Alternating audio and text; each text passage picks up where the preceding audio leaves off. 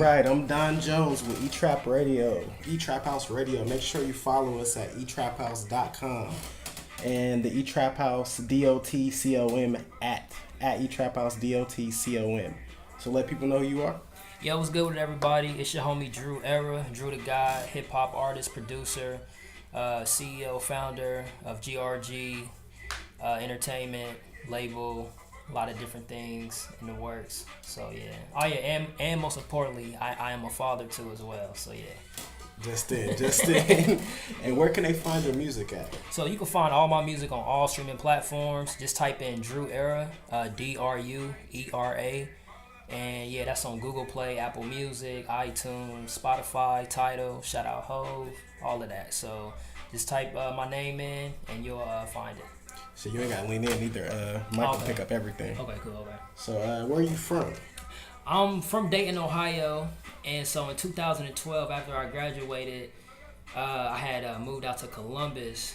And that's when I started my musical journey. So the summer of 2012, that's when I moved out here. But I'm originally from Dayton, Ohio. Okay, so what was it like growing up in Dayton? Dayton, man.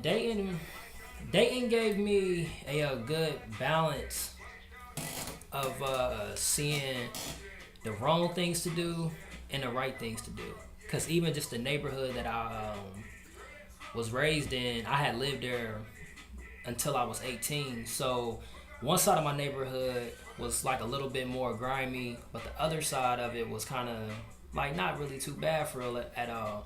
So I had some friends really like getting into gangs and stuff and doing just, kid stuff. And then I had another group of friends that kind of came from more of a, sturdier foundation. And I was able to kind of like, just learn from both ends of the spectrum or whatever. And Dayton, man, it's just a lot of people out there that's just talented. And we just really are just getting it together out there because Dayton currently right now is just not really popping. Like a lot of the jobs, a lot of the, staples that was there when I was a kid isn't really there no more. And Dayton, it's just a town now that's just really on a downfall. And so like a lot of people like myself moved, to bigger cities, in Ohio, like Columbus, Cincinnati, Cleveland, maybe even out the state, just because like Dayton is really just a fallen city. Like it's really falling off. Like we had the Salem Mall back in the day. We had the whole funk wave. The same thing happening out here. All our good malls is closing down.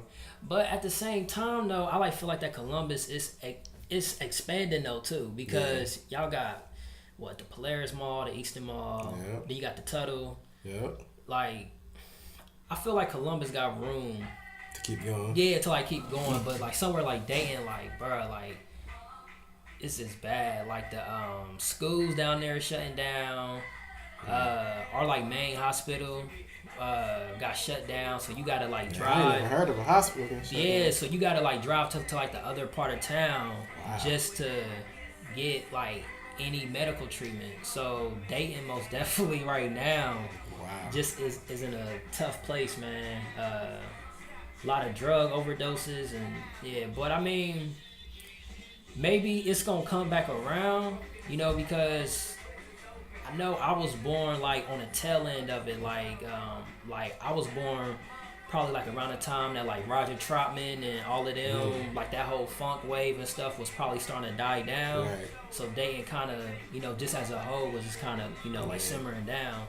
And so as I got older, I like got to see it like happening. Like the Salem Mall got shut down. A lot of stores in our areas and stuff just got shut down. Now it's just like ridiculous. Like I said, like the hospital. That's next level. Yeah, like it's bad out there. So, but I most definitely want to come back to Dayton and like get back to my city and like really change. Change that for sure. To someone who's never been to Dayton, what can they expect? Like, where should they go eat? What should they go see? Okay, so if you in Dayton and you want to go eat, I would most definitely suggest JJ's Fish and Chicken on North Main Street. You'll most definitely get the hook up there. Breakfast time. What you getting from JJ's? JJ's, I'm getting that whiting nuggets combo, double fries. Double fries. And the little bread already being there, so you good to go. Have that bread. Hot sauce, that's all I like really need. I'm a simple dude, but I almost definitely say JJ's Fish and Chicken out there. See, we in Columbus, so I really couldn't say our place, but I mean, like the Donut Palace is good, but once I moved out here, Rushes and all that. Yeah, Changed the life. Yeah, that changed up the scene. But if you are in Dayton though, so we also got the Donut Palace too. They actually moved it, so it's just somewhere in Trotwood. So if you just Google Map it, you'll find the Donut Palace. But it's out in Trotwood though. But what else there to actually do in Dayton? What's the tourist game like out in Dayton? What would you tell somebody to go see? Man, it's sad because I can't say that. I would say just going downtown. There's a lot of history there. Even though there's not a lot of people there, there is some history downtown. Matter of fact, the Wright brothers are from Dayton too as well. A lot of people from Dayton. A lot of things from Dayton. Yeah, Wright brothers, they from Dayton. So you could even go to Wright State. Just driving through the city, got different little references and stuff like that to them. Paul Laurence Dunbar from Dayton. Who that? I believe Paul Laurence Dunbar was a famous poet, like a famous writer for sure. And so we got Dunbar High School out there. Okay. Shit, Cat Williams from Dayton. There's hella people from Dayton on the real. Is Cat Williams from Dayton or Cincinnati? Pretty sure. He could be from Cincinnati. I know he's from somewhere. In that area, yeah. Then you got Dave Chappelle. But I know he kind of grew up kind of on the outskirts of Dayton. But Dave Chappelle from Dayton. So we got UD, pretty good campus out there. They've been killing lately. Shout out to the Dayton Flyers. They basketball team always be pretty solid. Yeah, I'm pretty sure my little cousin was playing for them. Oh, okay, yeah. Yep, so, that's pretty much it, out in Dayton, man. We do got a lot of history, and even I'm still learning about some of it. But as far as, the top dogs that I should know about, Roger and Zach for sure. You got, like I said, Wright brothers. I even think... Shit, Ohio players might be from there too. One of them, man, my mom told me that one of my uncles or something, they was in the Ohio players. My dad, he had a friend that played, I think, bass, and I could be wrong, but he did play some type of instrument in the band Slave. And they was part of that whole funk wave too. So Dayton most definitely got a lot of talent just all across the board that I'm even still learning about myself too. Tell me about GRG. So GRG was something I founded in 2016, and the mission of GRG is to unify creativity on the highest level while serving as a platform for artists to showcase their God level talents. And it was something that I created in 2016, and I was like, man, what is something that I can create that's bigger than just me? Because I feel like I always wanted to have a movement, you know, with me than just, being just by myself. And so that's when I started it. And in 2016, I had came out with a mixtape called Gods Recognize Gods. And it's just pretty much me just, giving the best Dru that I could give in that year musically. And at the end of that year, me and my homie Bad Ways, he's actually from Dayton too. Me and him go way back. He had a show, and that's when GRG basically became an actual movement. Who's all on GRG? So currently right now, we have quite a few people. We have Bad Ways, like I said, my homie Freddie Ponder, DJ Rocky Too Loyal, and my homie Gerard Sharif. Okay. How you link up with all them? So pretty much between me and my homie Bad Ways, we kind of are the two middlemen between pretty much everybody. So with my homie Gerard, I had kind of met him one day at Eastern Mall when I was passing out business cards to just like try to grow my barber clientele and stuff. And so we just became cool from him coming to the shop. So I already knew Gerard. And in Bad Ways, even though I already knew Fred from Dayton too, Bad Ways was more cool with him because they was at Ohio State together. Yeah. And then Rocky is Bad Ways' cousin, and he lives out here. Yeah. So when me and Bad Ways started clicking with the GRG, that's how everybody else kind of came together too. And there are other people too that's most definitely like around it. And but them are like some of the main people that's been consistently affiliated with GRG, and you know they've been doing their own things too. Bad Ways and Fred, they got this clothing company, this entertainment brand called NGA, National Goat Association. That sound nice. Yeah. That sound nice. And then my homie Gerard just got his music studio together, GMS Studios. And then my homie Rocky, I believe he about to start teaching, give people they CC dubs or whatever. Okay. So it's called Rock to Defend, and so he's getting that off the ground too. So that's needed. Yeah, for sure. Most definitely needed. So yeah, so just everybody who I like associate with, pretty much they some good thorough people that's business minded too. So as the CEO, like what are some of your job descriptions? Like, what do you have to do? Man, are you behind like marketing and all that? Yes, being a CEO, man, you're gonna wear numerous hats.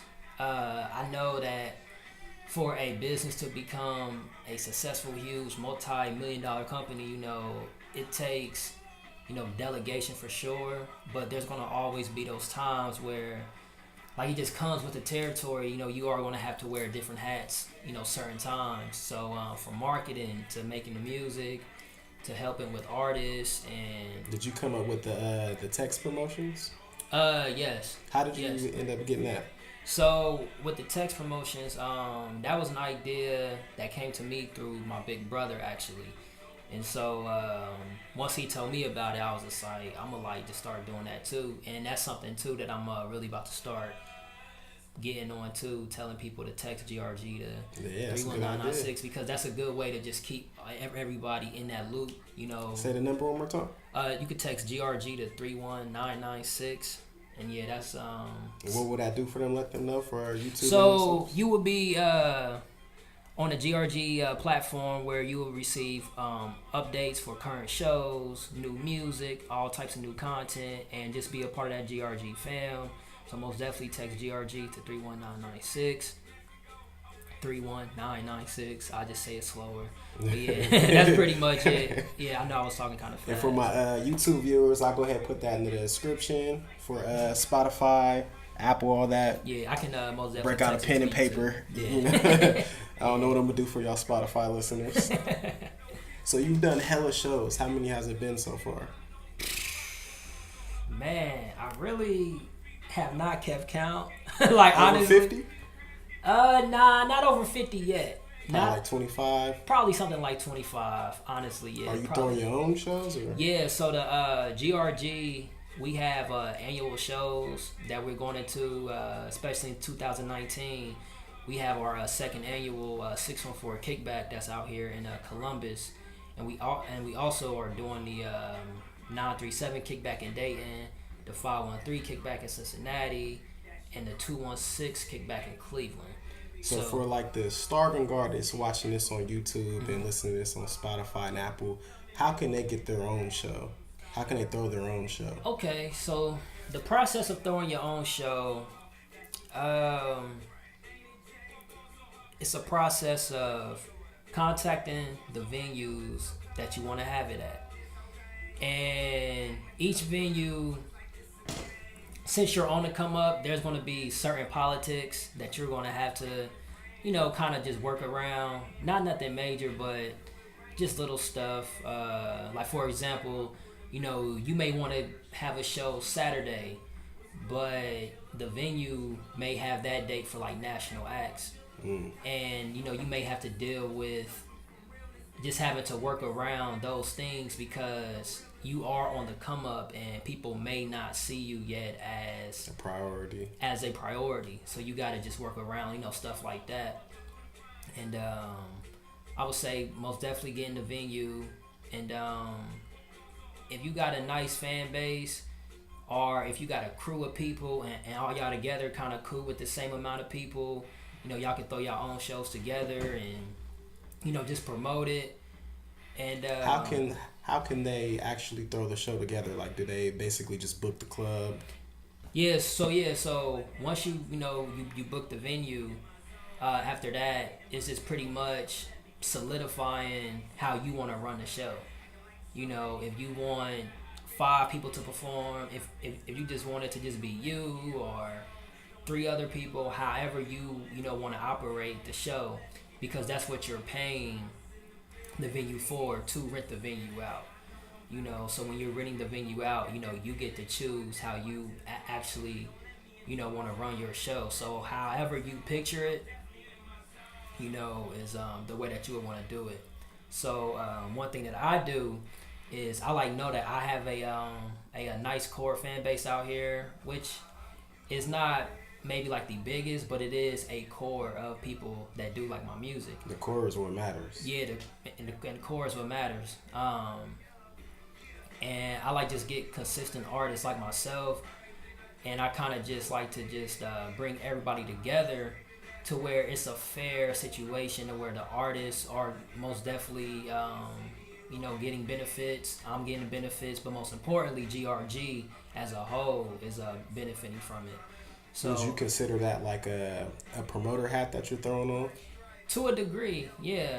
It's a promoter hat, and you kind of just go through the motions of just learning how to get more people into the show, and just pretty much just going with the flow, and just taking every hit that you get and just learn from it. But yeah, promotion is something that I'm not the best in, but I'm learning it.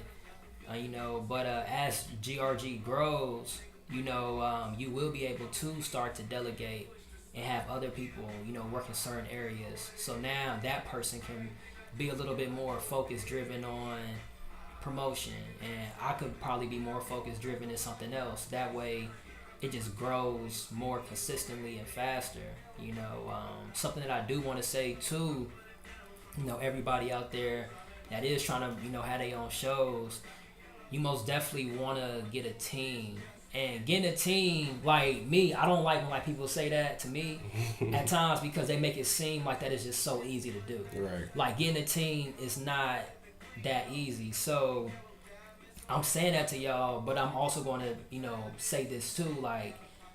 You really have to know how to play politics. You have to know how to add value to yourself, add value to the brand, add value in some way, shape, or form, to where other people feel like that they can use you. Right.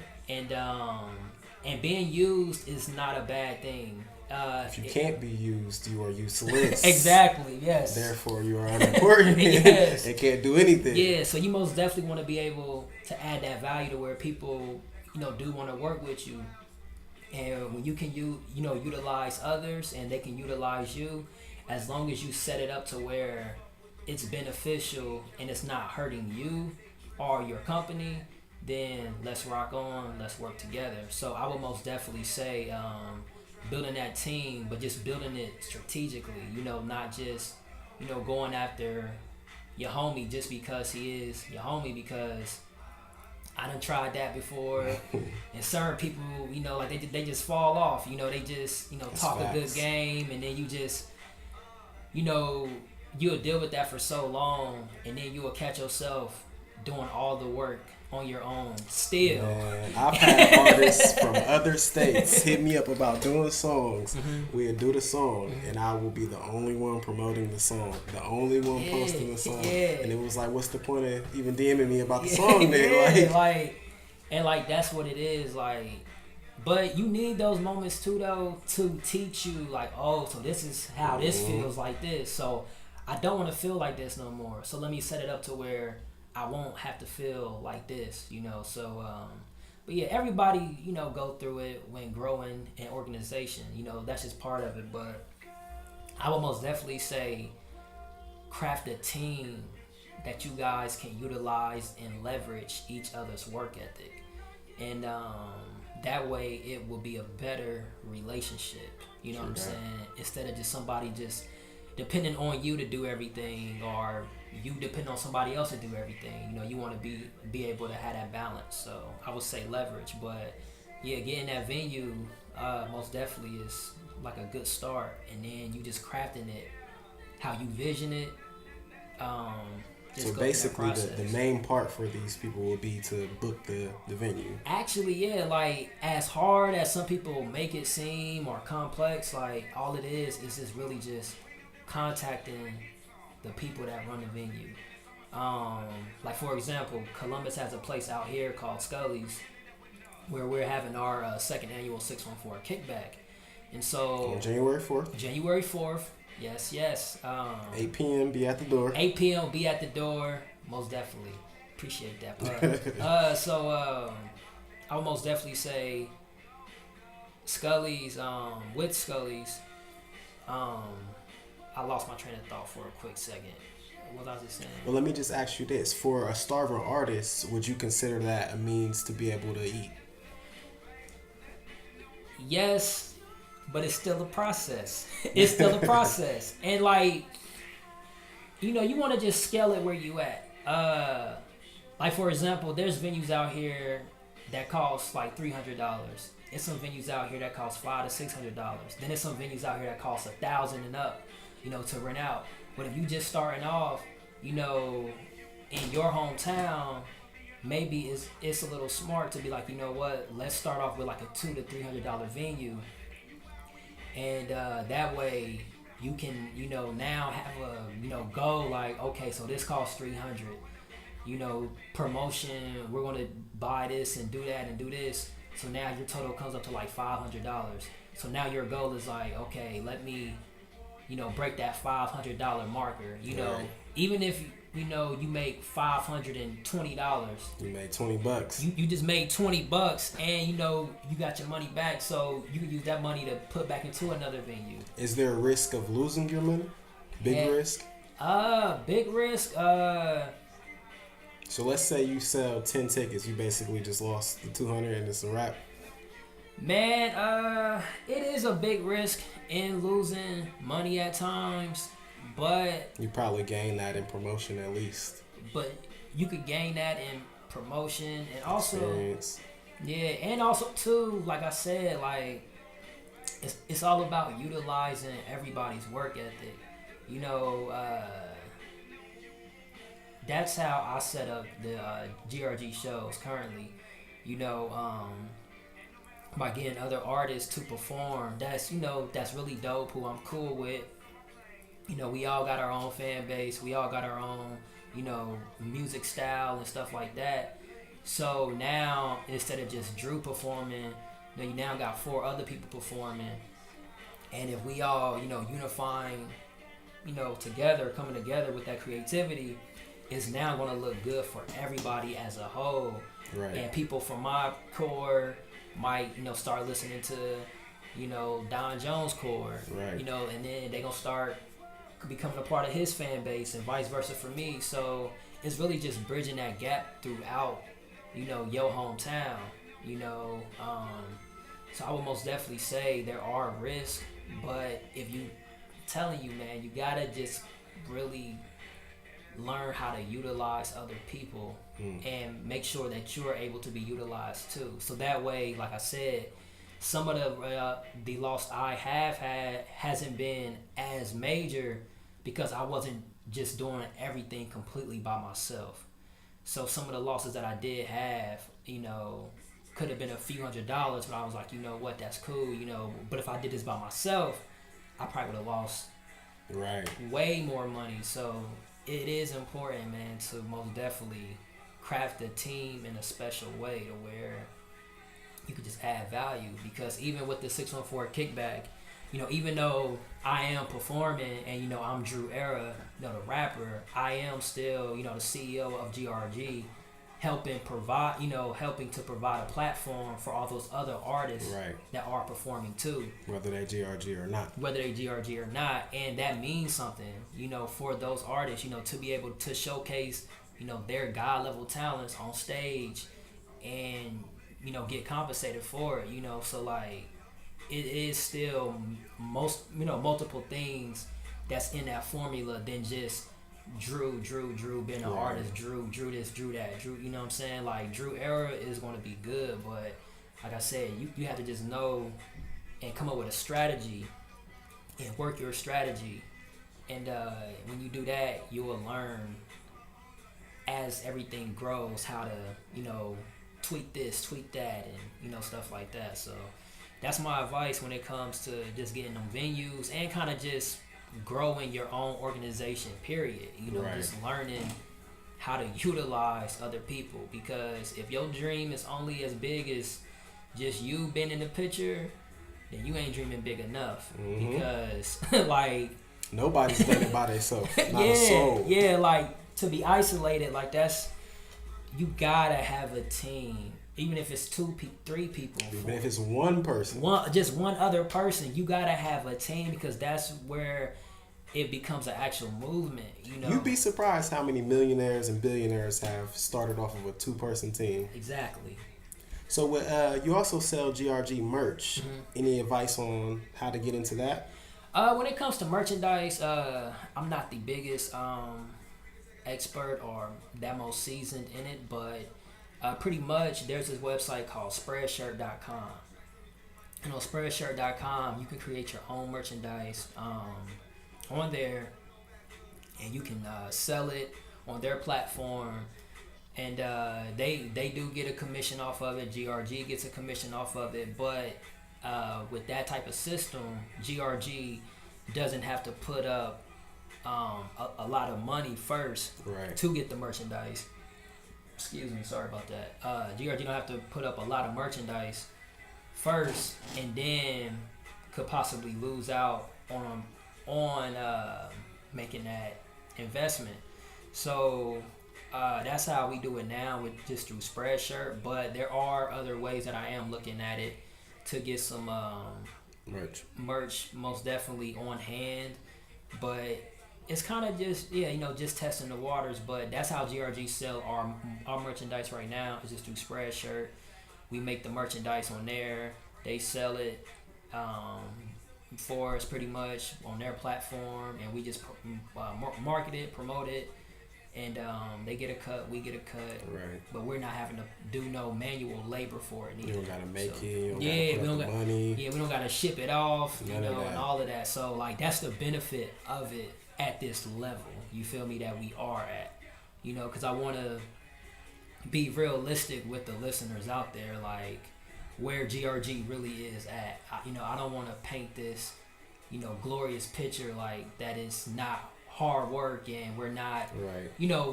At a certain level trying to get to that next level either, So you performed your song God Level, produced by London Elixir. Yes. How did you link up with her?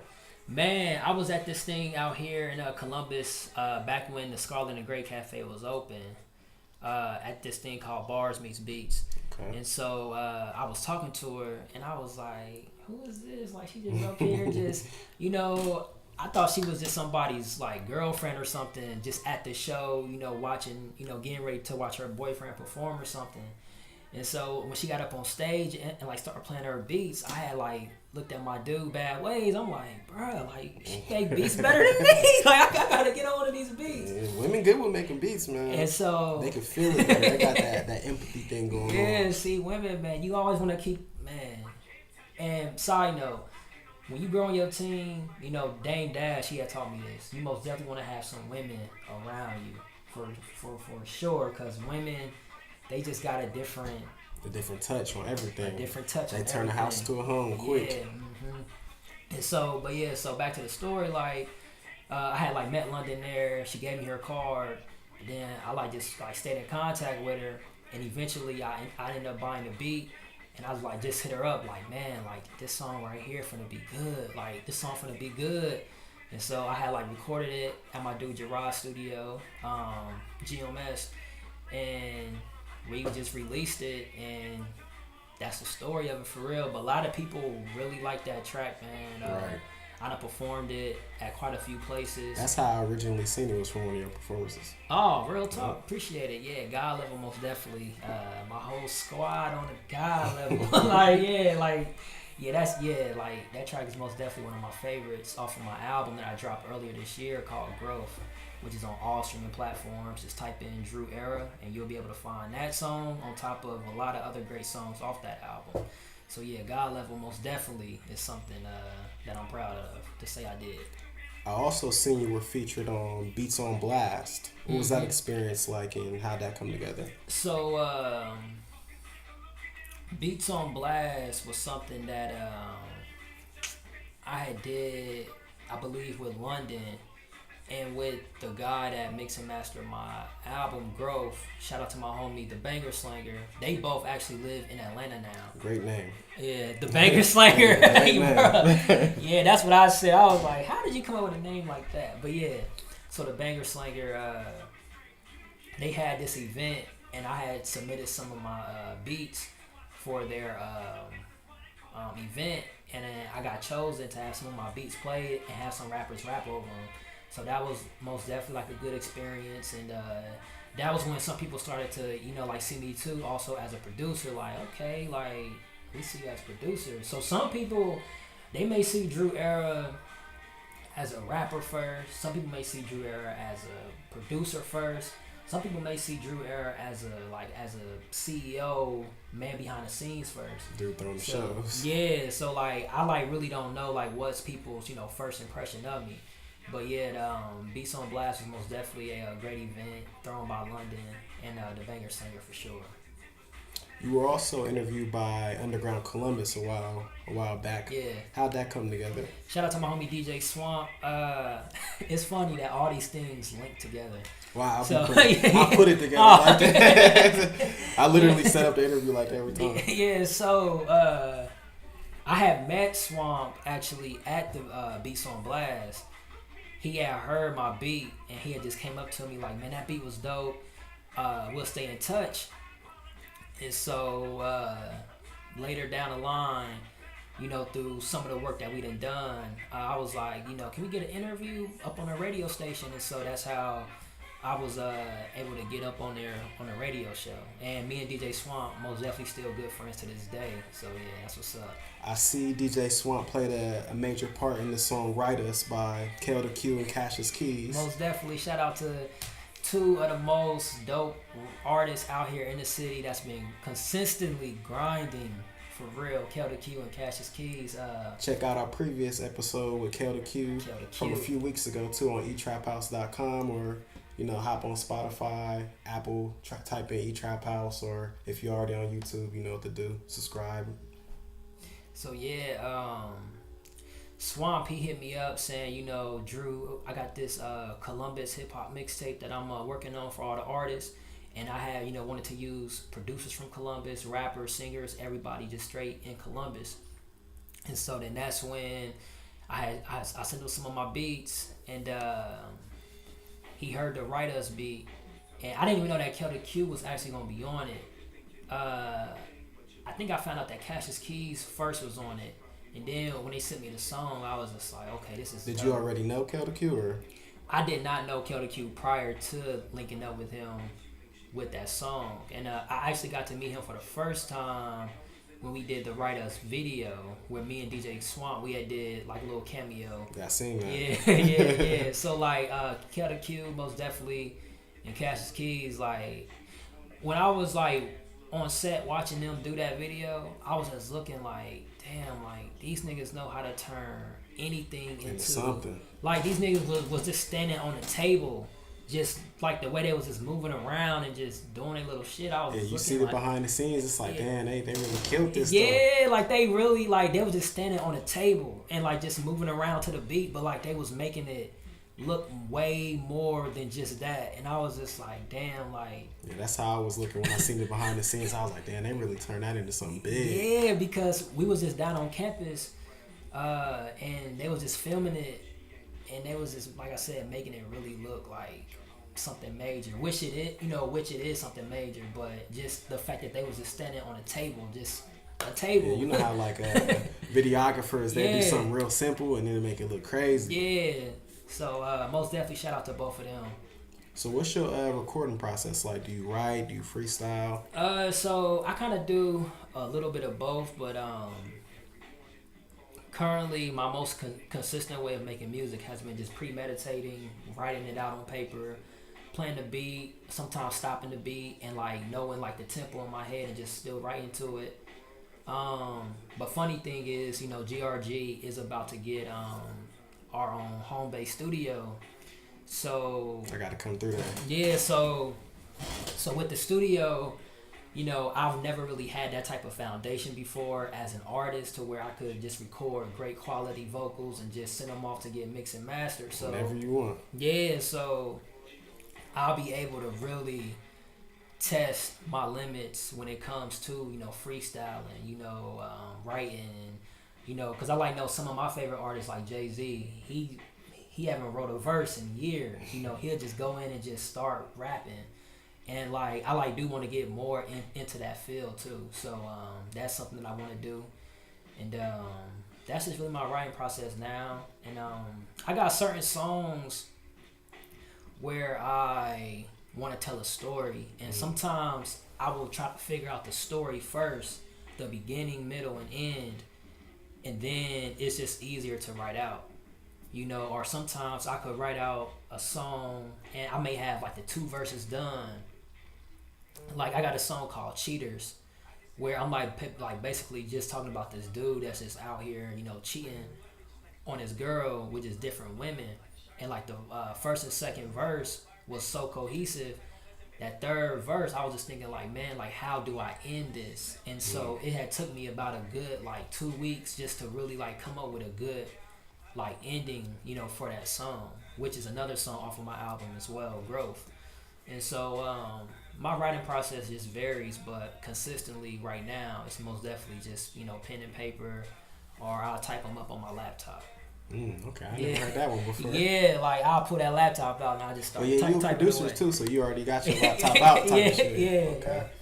So would you ever sign with a major label or do a joint venture with GRG and like a major? Most definitely, the joint venture most definitely is one of my first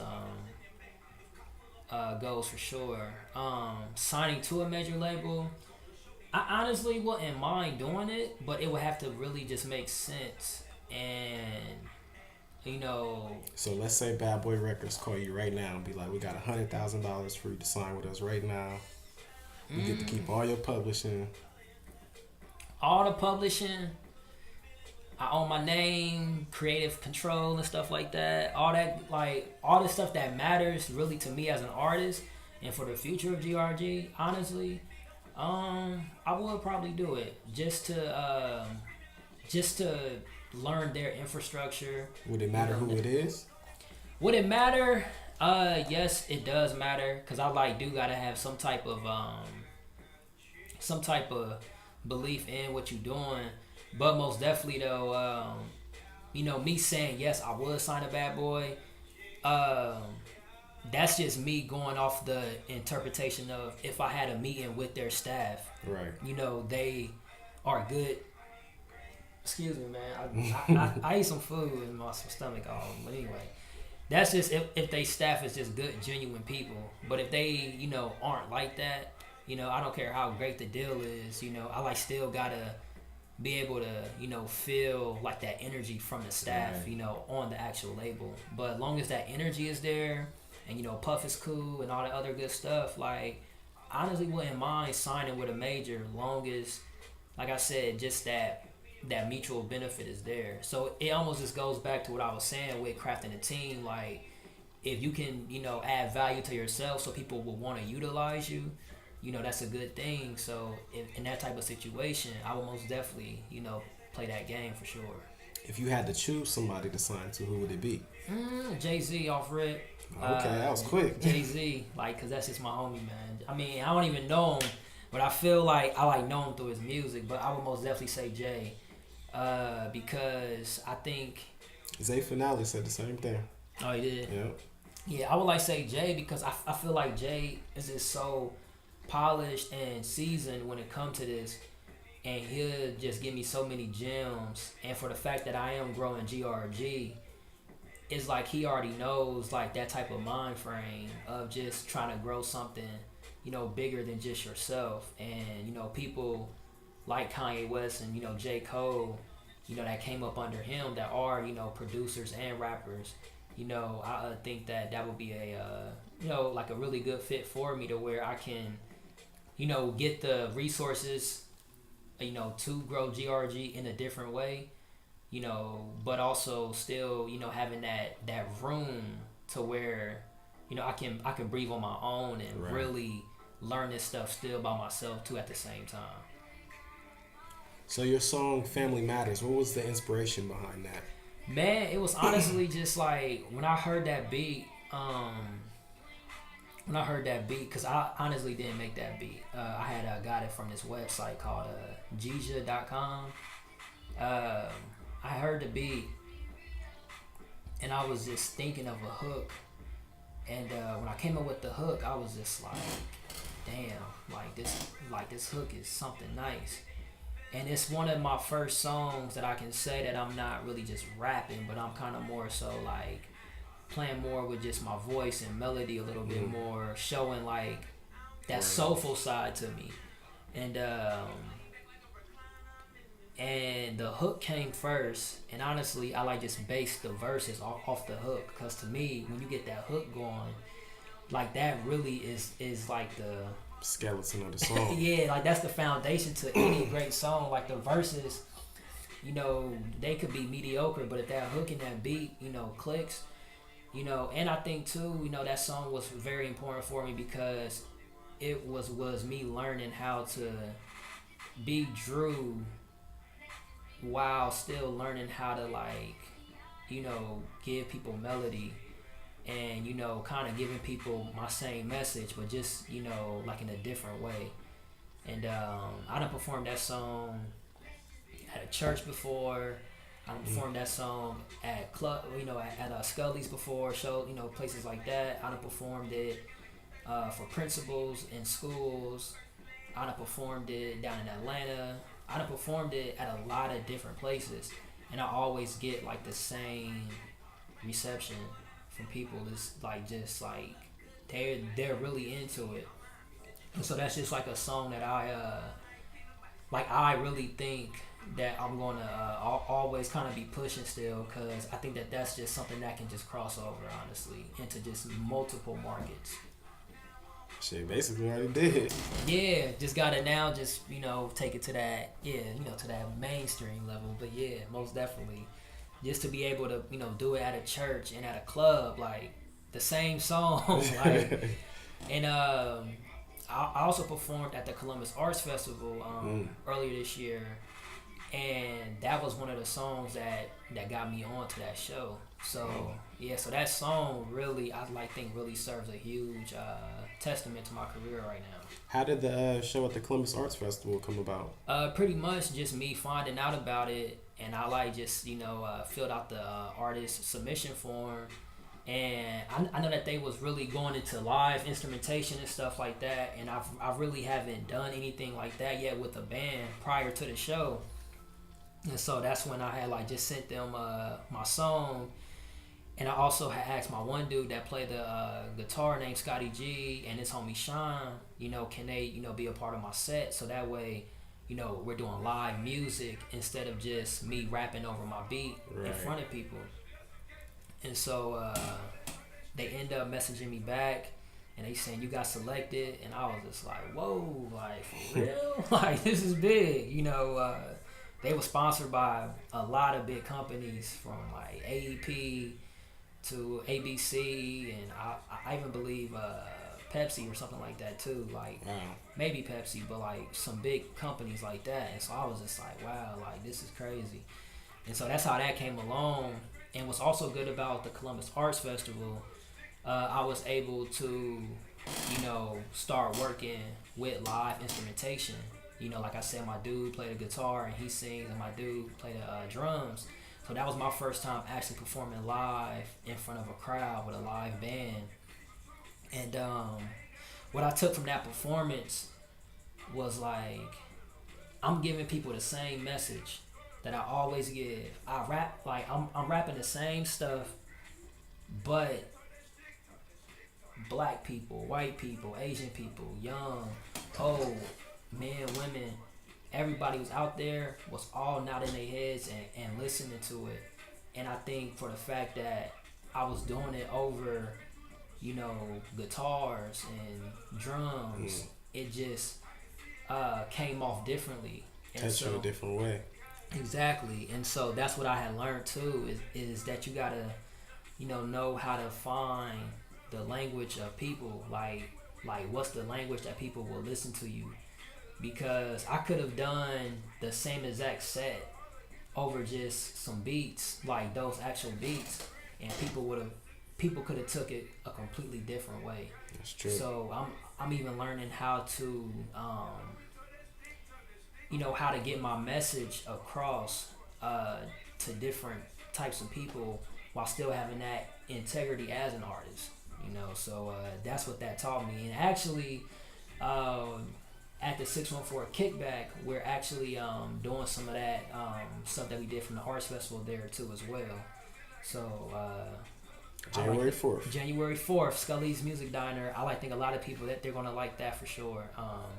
To see like a mix of hip hop and also the other instrumentation with it. So, what was it like with the creative workshop program at the Boys and Girls Club? Man, so I've always wanted to give back to the community.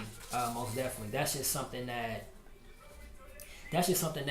that's just always been in me. And so, me and Bad Ways was just talking about how can we give back to the community and stuff like that. And so he knew somebody that had the connection to Boys and Girls Club, and that's how that really happened. And so we went up there, we was rapping for the kids and stuff, talking to them about life and just how hip hop really just influences culture, and how you do have to be educated too, to a degree to do hip hop, and some of the stuff that's in class that kids may think is uncool is most definitely part of hip hop. Similes, metaphors, personification, alliteration. Like if you love certain flows, then you like alliteration. If you like when when rappers like to link weed to a chick, like they're talking about drugs as if they was a woman, that's personification right there. Like if you like metaphors, all that type of stuff. So there's a lot of stuff that goes into it than just somebody just over a mic. So our last guest, Zay Finale, was saying how he went to OSU specifically to get better at rapping. Whoa, that's... So he's in there learning literary devices just to chew you niggas up. Yeah, like a lot of people that's lyrical, like a lot of great songwriters, like they're probably really smart when it comes to language arts, and English and all that type of stuff. Like they're probably really smart when it comes to language arts, telling stories. Like that was probably one of my better subjects in school. Like I always got good grades on all of my papers, like research papers and all of that. Telling a story, beginning, middle, end, all of that goes into like the fundamentals of education when it comes to language arts. So I would most definitely keep encouraging kids, like what we did at the Boys and Girls Club too. You also did a similar thing at Otterbein University. What was that like, dealing with the older kids? So dealing with the older kids, ours was kind of more of like an open dialogue just about hip-hop culture and how hip-hop culture just affects us in so many different ways. We was talking about artists from, Cardi B and Nicki, their careers, to people like J. Cole and mumble rap and just everything. And you really just get a good point of view and perspective from everybody. And then even got deeper when we start talking about, like the word nigga and how, black people, do we feel comfortable with, well, we was wondering how did the black kids feel at Otterbein when the white kids would say the word nigga. And they all, of course, did not like it. you know. but like, just I don't even know if all the white kids there know that. Really knew that. You know what I'm saying? So just for us and I feel like they just don't care. I feel like most of them have the attitude of who's gonna stop me.